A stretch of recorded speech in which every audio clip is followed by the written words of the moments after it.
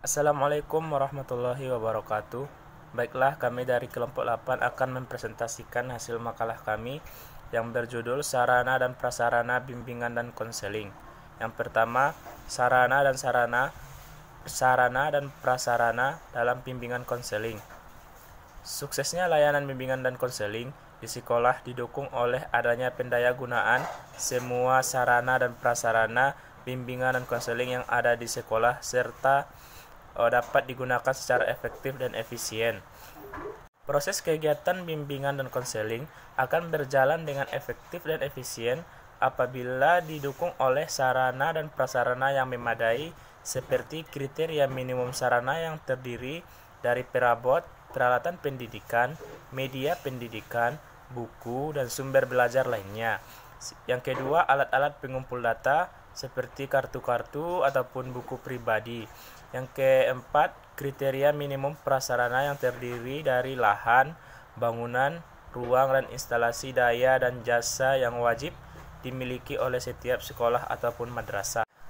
Jadi dapat disimpulkan bahwa standar sarana dan prasarana bimbingan dan konseling sangatlah mendukung bagi kelancaran kegiatan bimbingan dan konseling.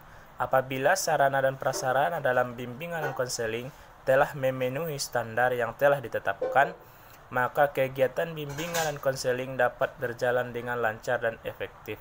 Yang kedua, perlengkapan sarana dan prasarana bimbingan dan konseling.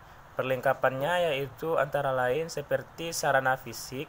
Sarana fisik adalah segala sesuatu yang dapat menunjang terlaksananya layanan bimbingan dan konseling, perlengkapan yang secara langsung dapat membantu mencapai tujuan dari layanan bimbingan konseling. Yang kedua, ruang bimbingan dan konseling. Ruang konseling adalah ruang untuk peserta didik memperoleh layanan konseling yang berkaitan dengan pengembangan pribadi, sosial, belajar, dan karir untuk keperluan kegiatan pemberian bantuan kepada peserta didik.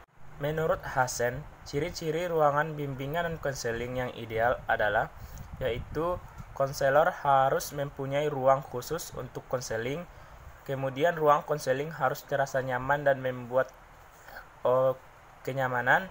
Yang ketiga, ruang konseling didesain agar pembicara yang dilakukan tidak mudah didengar oleh orang lain.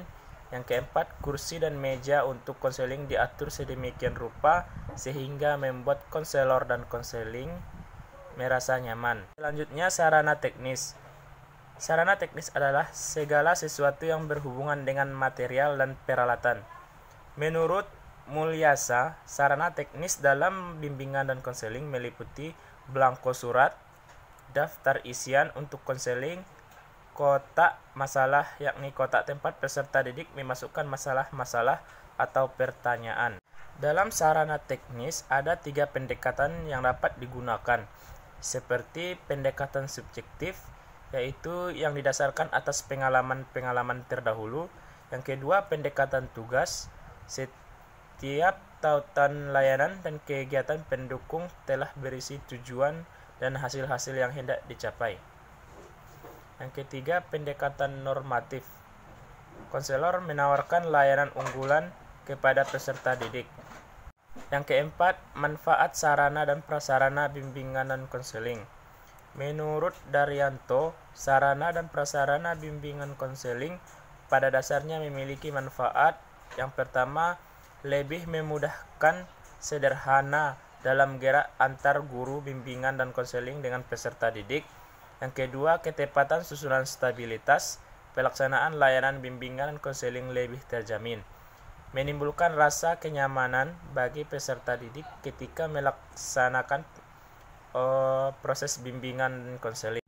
Jadi, berdasarkan uraian di atas tersebut, dapat disimpulkan bahwa manfaat sarana dan prasarana bimbingan dan konseling adalah mewujudkan situasi yang nyaman dan stabil pada saat kegiatan layanan bimbingan dan konseling tengah berlangsung. Sarana dan prasarana bimbingan dan konseling merupakan salah satu faktor penentu kelancaran proses layanan bimbingan dan konseling. Dalam menunjang proses layanan bimbingan dan konseling, sarana dan prasarana yang ada harus dipelihara dengan baik agar dapat digunakan secara efektif dan efisien. Mungkin demikian yang dapat kami sampaikan. Kami akhiri dengan wassalamualaikum warahmatullahi wabarakatuh. Jika ada teman-teman yang ingin bertanya, kami persilahkan.